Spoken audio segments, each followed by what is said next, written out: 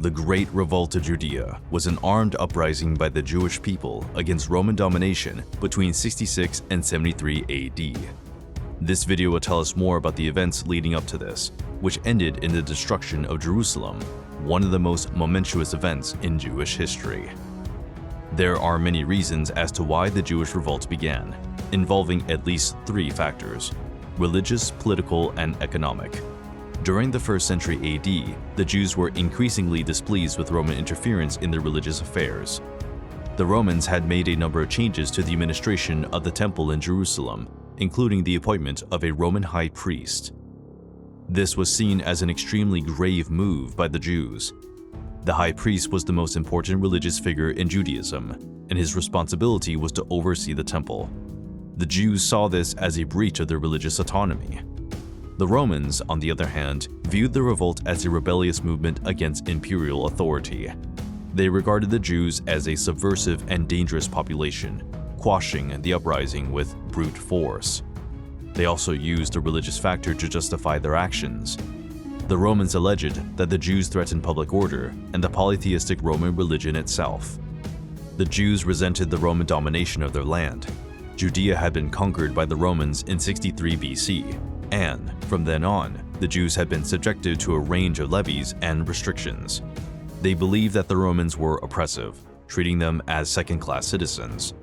It is important to note that Roman control over Judea was not total.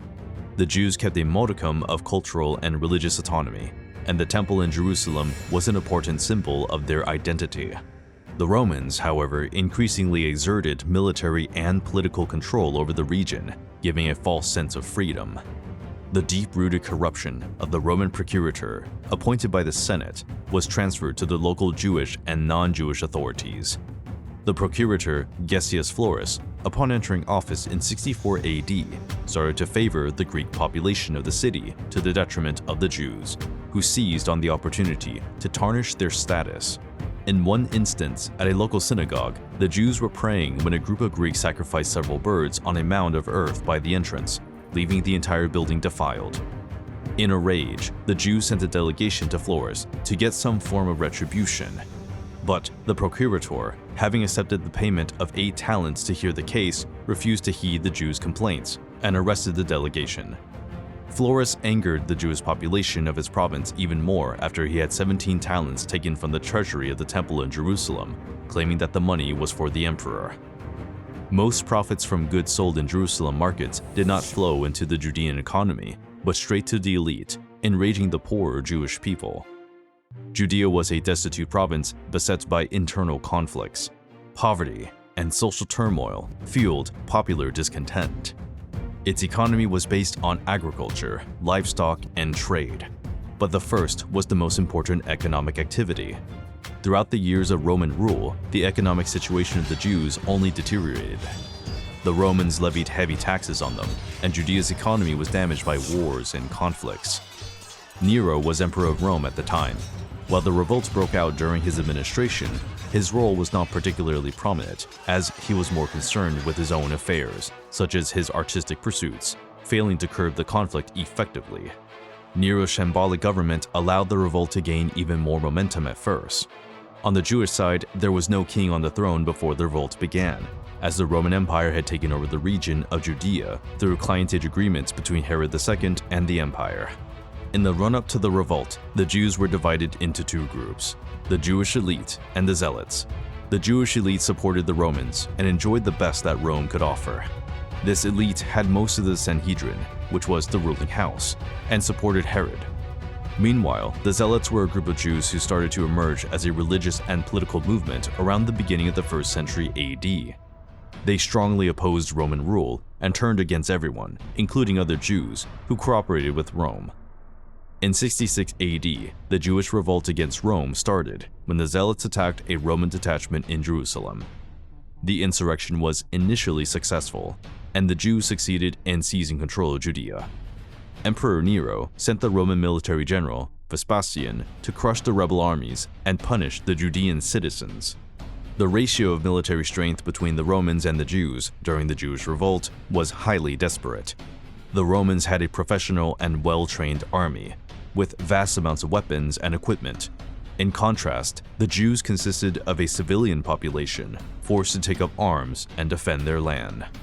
The Romans had around 100,000 soldiers in Judea during the revolt. On the other hand, the Jews had an army of around 60,000. On average, each Jew would need to defeat around 2 well-trained soldiers. That said, the Romans still had great naval power, which gave them a strategic edge. The Romans also had a technological upper hand. They had more sophisticated weapons and equipment as well. On the other hand, the Jews used more primitive weapons and equipment, such as swords, spears, and bows. The war was protracted and brutal, with the Romans resorting to an array of warfare techniques, including sieges and deportations. The remaining Jewish protesters fled from Caesarea to Jerusalem. There, the Jews refused to pay taxes at the temple and took the lives of several Roman soldiers who were stationed in the city. Flavius Josephus initially led a rebel faction in Jotphat against the Romans. The Zealots succeeded in overturning Jerusalem's military garrison, a major victory for the Jewish people, as support for the Zealots grew in the city. But this feeling of Jewish dominance over the Romans was short-lived. In 67 AD, the Romans, under the command of Vespasian and Titus, captured all of Judea and defeated the remaining rebels. Following a 47-day siege, the Jewish fortress of Jotphat were now under Roman control. Josephus was captured at this point and ended up changing sides, serving as an advisor to the Romans during the revolt. The Romans then marched onto Jerusalem. Jewish leaders' expectations in Jerusalem changed dramatically from euphoria to panic. They knew that the uprising would not succeed for long and pleaded with the Zealots to surrender peacefully to save as many Jewish lives as possible. But the Zealots refused.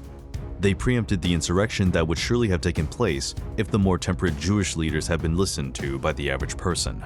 The Zealots then publicly executed them and hung their corpses up for everyone to see. The more moderate leaders in Jerusalem at the start of the revolution in 66 AD had been put to death, and none of them at the hands of the Romans. Things were chaotic in Rome too. Around 68 AD, Emperor Nero's increasingly volatile behavior led to him losing support for his ruling position. The Senate and the Praetorian Guard were plotting his death.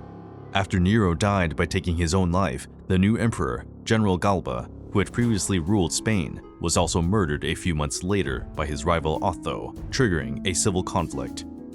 In 67 AD, Vespasian, extremely popular with the legions under his command, was also acclaimed emperor.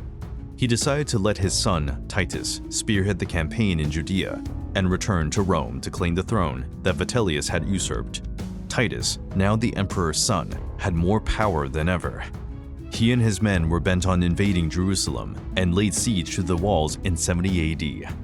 This would signal the city's utter destruction, and we will see more about that in the upcoming video. If you enjoyed this one, please like it and subscribe to our channel. See you in the next video.